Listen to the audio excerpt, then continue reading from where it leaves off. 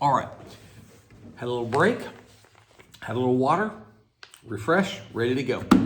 Part 2, page 4, introduction and purpose. God has given us an amazing chance to serve in his kingdom by pouring into kids that can truly change their lives. So I'm going to stop. I'm not going to read these things to you, but I just want you to understand, you serving with kids, the goal is to understand, what is my why? Why am I doing that? And there's a lot of good reasons. I have 2 big whys. I love watching you as adults and you as leaders and you as rec crew as youth. I love watching you fulfilling the gifts and the callings and the way that God put you and served you. And so I absolutely love to see people fulfilled.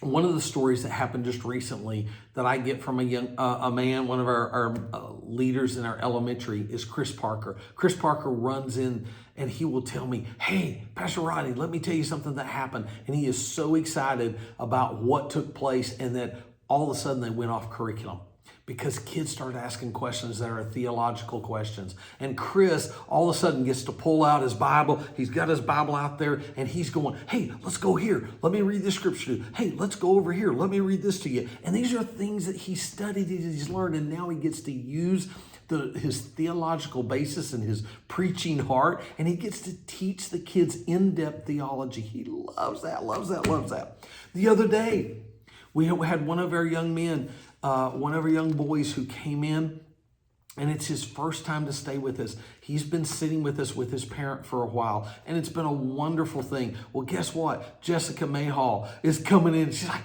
"Oh, Rodney, hey, he stayed with us. He stayed with us the whole service." And then when his parents came to pick him up, guess what happened? Oh, what happened? Oh, he was upset. He was upset.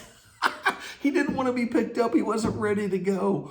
What a wonderful thing to see our leaders fulfilled. Another one that I see very often, kids are wanting to go. They don't want to leave the room they're in and graduate up to the next room. Not because it's not going to be fun and exciting. It's because they love the teacher so much in our toddler room, and they love Miss Erica, and they're like, "I don't want to leave. I want to be here." And to see our teachers crying that kids graduate, man, those tug at my heart, and I love those. Another why for me is the Bible. I love teaching the Word of God, and that the truth of God's Word is core to what we do. One of our goals is for kids to love their Bible and fall in love with the Bible. The other day, we had one of our children. She was devastated because somehow, some way, that our Bibles, that her Bible was missing. And we ended up finding out that another kid took her Bible home, but she was devastated over it. She was crying. And what tugged my heart was the fact of how much she loves the Word of God. So, I just encourage you to find your why and know your why. If you know your why, number one, we want you to find, hey, I love kids. I want to hug kids. I want to hold kids. I want to help kids love Jesus. I heard one of them the other day that said, "I want to see the next generation know Jesus." Yes, yes, yes. That's what it's about. All right, well, let's turn to page 6. It's called Expectations and Commitment. So page 6. Oh, hold on. Sorry. Going to go back, page 5, talking about our commitment to you. So this is what I'm responsible for. Our staff, our church leadership is responsible. As a volunteer, Waterhouse Kids, we are here to support you and equip you. Here's what you can expect from us. Number one, praying for you. Once a week, it is my goal that I pray for every one of our leaders and everyone who is working, all 100 people by name, every week, praying for you by name. Number 2, communication, to help you be informed of upcoming events, activities, and opportunities to be involved. It's our goal that you understand and know what's going on, and we're trying to be better and better and better about communicating to you. If for ever any reason you have any way that we can communicate better, raise your hand, let us know. We want to hear that. Open ears and hearts. We value your feedback. We want to hear from you. We want to listen to your hints. A suggestion I put on your hint. Sunday mornings is not the time to want to sit down and go, hey, Rodney, can we talk? Yes, we can during the week. So if you have a hint, if you have a correction, if you have something that you want to see done that you think would be a good idea, text us. We can talk during the week. Training. We want to provide training for you. We don't want to provide just training for children's ministry. This is the first part, but we want to provide other areas for you to learn and grow. We have a leadership academy that for many of you would be wonderful to go through that leadership academy. That's not just for people who want to be in ministry itself and be a pastor, because not everybody's called to be a pastor, but there's great things to know. Our Next Steps class, if you've gone to it, you see there's a lot of great things in our Next Steps class that help you to understand ministry and how to be involved. We want to help you find your fit. Hey, if you start off and you're in the crawler room and you go, wow, this is fun, but man, I want something a little more lively. Hey, guess what? Let's try you in the elementary room. Oh man, no, that's a little too much. No, let's go. Okay, let's put you in the preschool room. Hey, you know what? I want to help with children's ministry, but I don't know that I want to be around just any of the rowdiness. Hey, let's put you in check-in. There can be a place for you in a lot of areas so there's not one place fits everybody. And I will tell you, my niche, what I love the most about children's ministry, I love the 4th, 5th, 6th graders. I love kids starting to talk about theology and the end times and asking questions about the Bible. I love exploring that with them. But guess what? Sometimes I just want to be calm and hold a baby. So we want to help you find your niche. The other one is we want to have you have a freedom transition. If you're in a spot and you feel like, we never want you to feel like that we have shoved you into a hole or put you here and you're here forever. Look, we understand that God gave you to us as a gift, and we want to have open arms and open hands to understand we do not possess you. You're not a possession. We don't own you, but we're a steward. And as you're here with us, we want to steward you well, so that while you're here, this is a great place for you to serve. But if it's time for you to move, if it's time to move to youth ministry, let's go to youth ministry. If it's time to go to adult worship, it's time to go and serve in other areas across our community or whatever, great. If it's time for you to do something outside the walls of this church and you have an idea, we have an opportunity right now in front of us that we don't have the staff for right now. And we're going to need staff for this, but it's to mentor kids in the elementary school system. We were given an opportunity that was laid before us that said, we would love to have you. But right now, it wasn't the time for us to do that. Well, guess what? Sometime this year, sometime next year, whenever that is, we want to open up those opportunities. We want to be praying over our schools. We're not praying over our schools every week.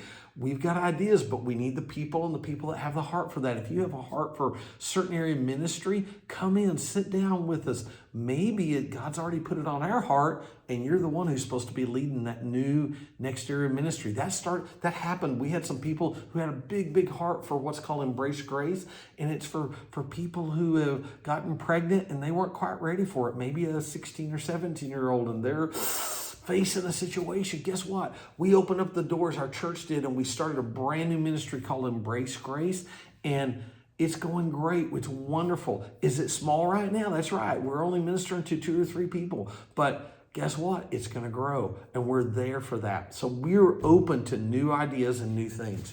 Let's go to page 6, expectations and commitment. Your commitment, what we're expecting from you. You can look down through this, but it says on volunteer expectations, we want you to live out your faith daily. We want you to be active attender of Waterhouse Church. We want you to attend one and serve one. Guys, you need to grow. Even it's great. I love our staff in the elementary area because most of the time I'm serving in elementary. I'm teaching in elementary a lot. And there's weeks, man, where they kick me out. I love it. We have the staff. They're great. And they'll turn around and they'll look at me and go, hey, we got it. You can go service. And I get to go in and sit down in a service. I need a service just like you do. So we want you to attend one and serve one. Attend a Next Steps class. If you have not attended a Next Steps class, it is not required to be in kids ministry and to serving kids ministry that you've gone through that. However, it's highly recommended. But a lot of you already have done that, and this is your third step in the process going through this, and that's great. Support the leadership with our vision and our mission for Waterhouse Church. Do that, and then handle concerns properly. The biblical way to handle concern, if you have a problem, if you have a situation, unless it was an abusive situation or oversight, you go directly to that person that you have a concern with. You handle it with grace and say, hey, the way you talked to that child didn't seem quite proper. So you just take them away privately to the side and say, you just seem to be really harsh with your tone today. Are you okay? Are you doing okay? Can I pray for you? And you know what? That's the first way, is to go to the person first. Okay, that's the biblical way. Then second, guess what? We want you, you can step up, come to leadership, and then come to us and say, hey, I think there's something going on here. And then if we need to go to the next step and go to a pastoral team and bring 3 people, we'll do that. If it is an abusive situation that is just right out, whoa, I never want, if you feel that it's a young person, you need to go straight to pastor, go straight to Pastor Karen. My oversight at this church and the way it's set up is Karen Bastable is my direct oversight. She is the associate pastor here. If there is something that is regarding me, then you have the authority to go directly to Pastor Karen Bastable. You go directly to her and say, hey, Pastor Rodney, I'm going to go to her and talk to her about it. Go for it. Then her oversight is Pastor Neil. So that is the way the process that you go through that. All right, commitment to serving well. Attending Waterhouse Kids training right here, what you're doing right now, that we want to have. We have once a year that we will do a Handbook training in the spring, and then in the fall. So we have 2 biannual trainings that we'll do. And so we want to do 2 major trainings. That is all of our leadership team coming together. Also, we just have little pocket trainings. I do some pocket trainings where I do some videos, just where I'll do some simple trainings about, hey, guess what? Everybody needs to know something. Let me give you this. And I can just do a video training. Communicate using Planning Center.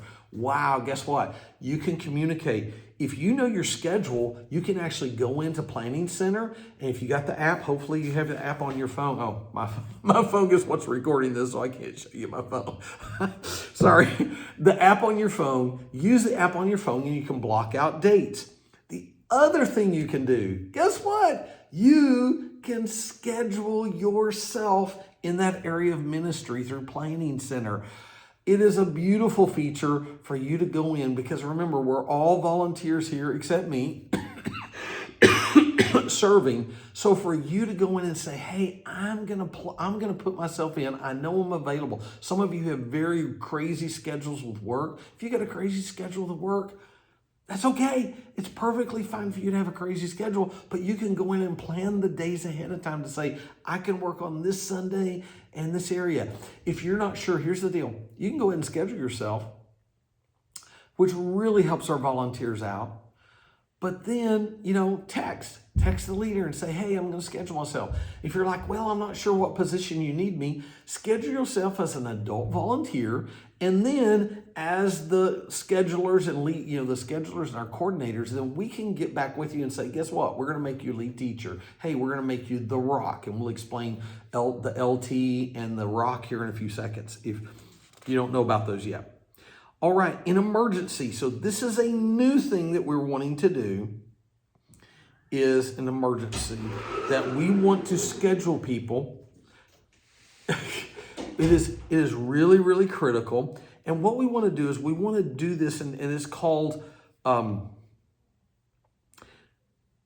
we want to do something that they do in football games. So if you think about a football game, okay, and you think about a team in a football, you got let's say he's the center and he's out there and he's number 55. Well, guess what? That center out there on the field, there's only 11 players out on the field, but on the sidelines, how many players are on that sidelines? There's it looks like 100 people when you go to some sports event. There's 100 people on the other side, on the sidelines. Well, guess what? Number 55, the center, has a substitute. Yeah, and he's over there. What he's got to do? His hands are holding on to his jersey, and he's looking, and he's waiting, and he's watching 52 out there, and he's looking, and he's going, hey, is 55 hurt? Oh, did 55's shoe fall off? Oh, did something happen? And guess what? He is his substitute. So if anything happens at any moment, at any second, the substitute is ready to get in there and take his place. And that's what we want to have, because guess what? Emergencies happen. You get sick last minute. You have emergencies in your family that come up. Oh, all of a sudden, there was a family call. There's a party going on, and you want to be at the party. You want to be at the wedding you forgot to schedule, or whatever. Guess what? Those things happen, and we want you to attend those things. We want you to get the rest that you need. Some of you just need to take a weekend off, because work has been hectic. Life has been hectic. You need to spend a day with your family and just relax. We want you to do that. But you need a substitute to come in for you. Here's the deal. We don't want to leave our schedulers and our coordinators high and dry, because they're volunteers too. So we want you to have that person who is your substitute that can come in and help you. They can check with you. So how are you going to find that substitute? If you're part of the team and you've already been a part of the team, that's going to be a lot easier to find. But here's what you're going to do. You're going to go to our schedulers or our coordinators. You're going to say, hey, who would be someone? I'm new to the team.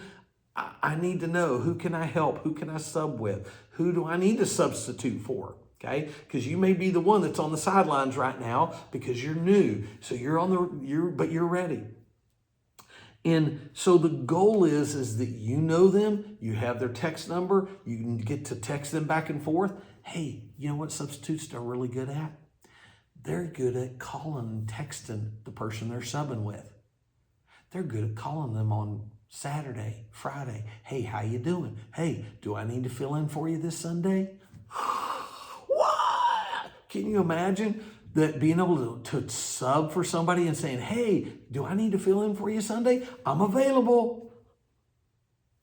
That's what a good substitute will do, is they're going to be available for their person and say, hey, I'm available to help you out. I'm available to take your spot if you need a weekend off. I'm available to be there for you. And that is called teamwork. And we want to be a team that serves together, loves together, but we help each other out, and we're ready to go for that other person at a split second. So there you go. Let's finish. That's called tag teaming or substitute. Then our next one, ask questions if you're unsure. Okay? Don't assume. Don't assume. I'm not going to go any further on that one. Arrive on time. We want to be in class about 30 minutes early. We drop off kids at 15 minutes early. So for you to be ready, you need to be there 30 minutes early. So you get 15 minutes to prepare and talk to the leaders. Between services, we want to be there, talk to the person who taught your position last service and say, hey, what do I need to do? Hey, what went well? How'd the game go? What did you do? They might have done something a little off script that worked really good and it was really fun.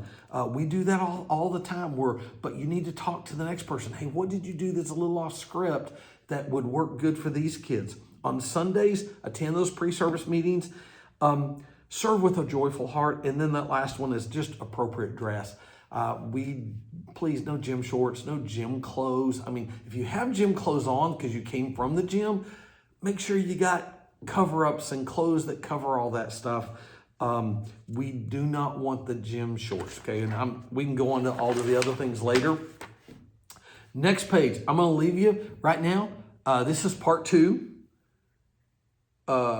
I'm going to give you a little break again. I need a break. I need a little water. So let's take a break, and we're going to be back on part 3. We're going to go to page 7, At this point, we're going to start going through some of this stuff real fast.